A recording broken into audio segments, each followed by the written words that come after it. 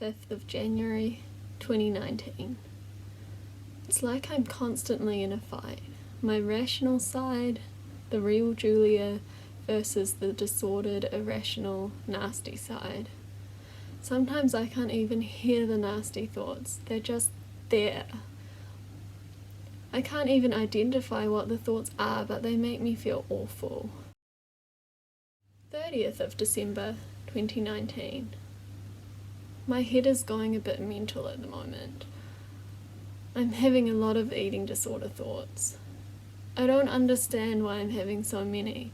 Aren't they meant to reduce when I'm weight restored? I feel like things should be easier by now. My eating disorder grasps onto that frustration and says, if you're still so disordered, why do you even bother? You'll never fully recover. 13th of December 2020. I'm tired of feeling shitty and guilty. Is it even better than when I was really sick? I don't know. I guess it must be. At least I have more energy and I can think about other things. Those are a few entries from my journal during 2019 and 2020. I received a question recently because I said on my last video that my eating disorder thoughts are a lot quieter than they used to be. Sometimes they're not there at all.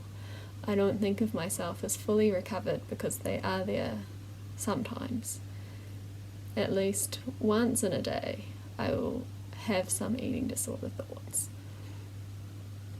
But it's much, much reduced from what it used to be. I used to have eating disorder thoughts every moment of every day. And by that I mean I had this voice in my head, my voice, my own voice telling me, don't eat that, you don't deserve that, you need to exercise, you're not productive enough, you need to do more, you're not good at anything except losing weight. So the question was, how do you get the thoughts to quieten down? And I wish I had a fast solution for you, but as you would have heard before, there is no magic pill in eating disorder recovery. And as you heard from my journal entries, start of 2019, when I was in recovery, I was experiencing a lot of eating disorder thoughts. The end of 2019, they were still there. The end of 2020, they were still there. Not as bad as before, but still there. What gets rid of eating disorder thoughts is repeated action over time. Doing what you know you need to do for your recovery over and over and over again, despite the thoughts that you have in your head telling you that it's wrong.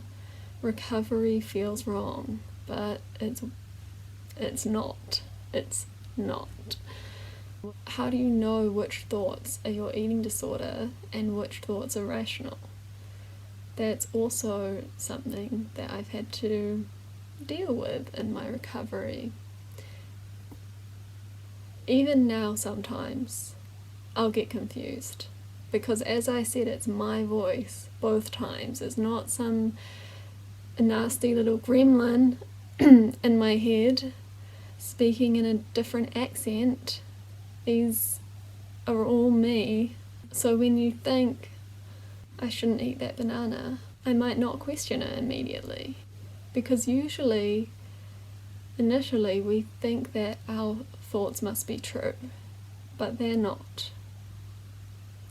Especially not when you have an eating disorder. So you have to use what you know about eating disorders and what you know about recovery to make informed choices and to counter those thoughts. So if the thought is, you shouldn't have a banana, is that going to be an eating disorder driven thought? or a more rational thought. Because in eating disorder recovery, there is no too much food. And if I'm thinking about food, that also already indicates that I'm hungry. The eating disorder is always scared that I'm going to eat too much. So this thought is clearly an eating disorder thought. All of that happens in a matter of seconds for me now, but earlier in recovery I know that it's much harder, and you can go back and forth for ages dilly-dallying between the thoughts that you're having, and this is where you might be best to put blind faith in the process, which you know means eating as much as you can, resting as much as you can, giving up on rituals and routines. If you follow those 3 pillars that I think Tabitha Farrar sets out, then it's hard to go wrong. You go in with the mindset of, I'm going to eat as much as possible, I'm going to rest as much as possible. It's irrelevant what thoughts you have around that, because you've set out your goals, you know what you've got to do, and you're going to do it regardless of the thoughts that you have. Obviously it's easier said than done, because another part of having an eating disorder is all the emotions that come up when you eat something and you feel guilty afterwards, or you feel anxious eating something that you haven't had for a while. But you can cope with those emotions, you can tolerate those, and still stick to your goals to eat as much as you can and rest as much as you can. And yes, the thoughts may stick around for a while. Case in point. For some people the thoughts seem to reduce faster than for others. For me it's taken at least 2.5 years to get to where I am now, where I still have some thoughts, but way not as many as before. Much, much reduced. So it requires a lot of patience. A lot of patience. Patience and persistence are what will get you there. And I know that it is so hard to keep yourself motivated in recovery when you feel like you're not getting anywhere.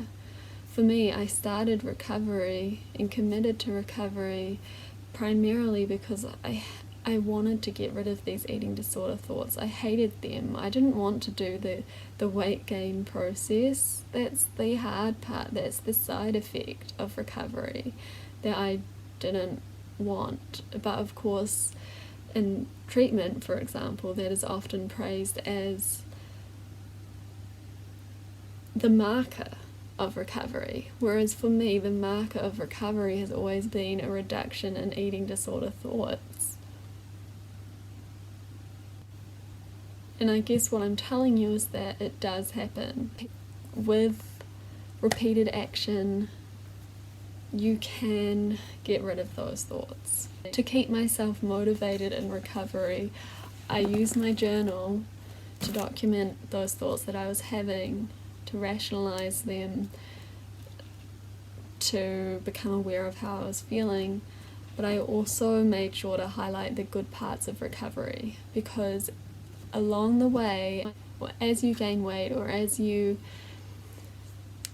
eat unrestricted, the thoughts might still be there, but there are usually some other benefits of recovery that you can recognize. I made a list in my journal, which I've talked about before, of the good things that I noticed with recovery, and I would write in this whenever I noticed something.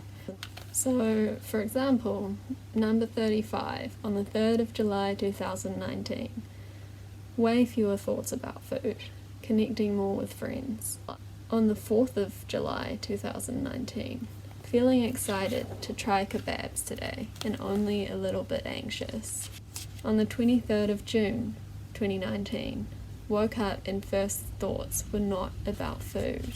Number 53, 26th of July 2019, my friend told me about his diet and I felt no jealousy at all. It sounds awful.